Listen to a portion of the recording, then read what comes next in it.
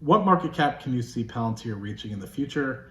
And do you think $1 trillion is on the table? If so, how do they get there? If not, why can't they get there? So I honestly anticipate that down the road, $1 trillion, if I see Palantir being a potential revolutionary company like a Microsoft where they're able to build customized software, I foresee it potentially being that $1 trillion company. One thing that I think could help them get there is implementing their own cloud services. But I think right now, utilizing AWS, using Google is allowing them to help. And having a strategic partnership with that has been a help in the short term. But I think in the long term, it might be even more beneficial. But yes, it might not have the margins. It might be 50 to 60% margins compared to the 80% that they're chasing after. But at the end of the day, it's still stickiness, right? If you have a cloud computing company coupled with the custom software analytics, but I know that cloud is not really where they're seeing fit. It's a lot of infrastructure costs up front. And so it's a different business, but you're utilizing a lot of cloud. And so anyway, why can't they get there? I think that if the ingenuity of the economy and companies don't see the value in custom software. So it's like a double-edged sword, right? Custom software, it's just like, well, just give me something out of the box, right? And I've experienced this a lot with like people that I invest with. They're just like, give me the answer, right? Tell me the answer. They don't want to sit there and debate, and they don't want to sit there and try to answer problems.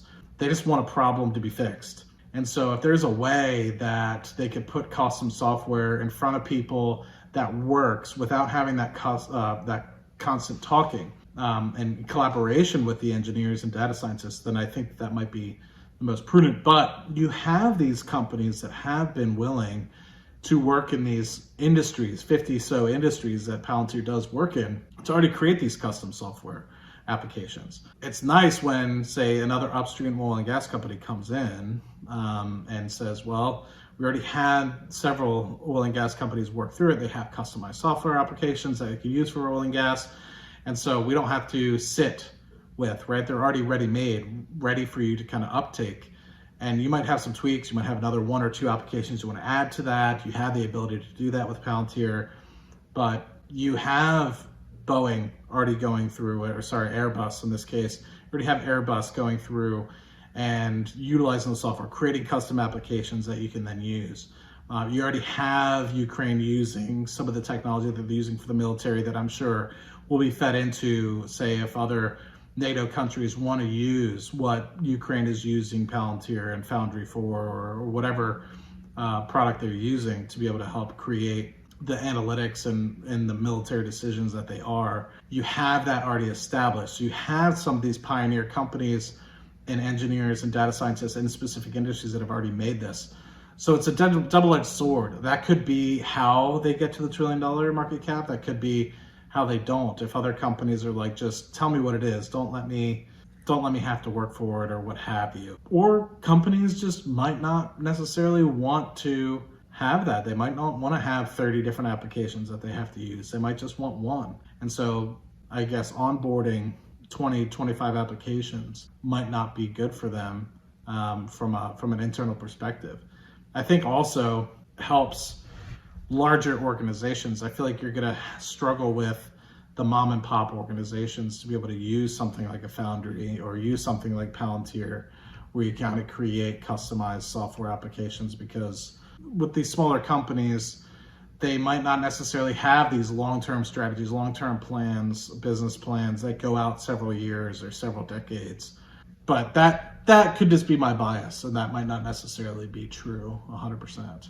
I just see a lot of partnerships, a lot of contracts, and a lot of services, and a lot of conversation. And I feel like maybe it's because I've entrenched myself in the conversation, but I remember hearing inklings of like seeing different companies throughout the years that have done extremely well, that you just keep hearing about it and how they're being successful, how they're changing things. You heard that about Tesla. You heard about that Google. You heard about that like with Amazon. You heard about that like with Microsoft. And how it's just not going to go away. And it's well run. It's not running at a huge cash deficit or anything of the like. And so I think you're continuing to see more and more people buy into it. And so it has that potential, but not every company ends up being successful in the long run. So, I think it has the foundation, and I think they have the right thought process about changing the world, not chasing a dollar. Same with, say, Bill Gates did with Microsoft, same with Steve Jobs did with Apple. He's not looking to chase a dollar, he's looking to change how people use the technology. And I think that with Palantir, they're trying to do the same. They're not chasing a dollar. They're trying to chase helping people solve problems and secure defenses and making sure that these companies are running the best that they can. And the money will follow. So I think that is potentially what culture could harbor a $1 trillion company.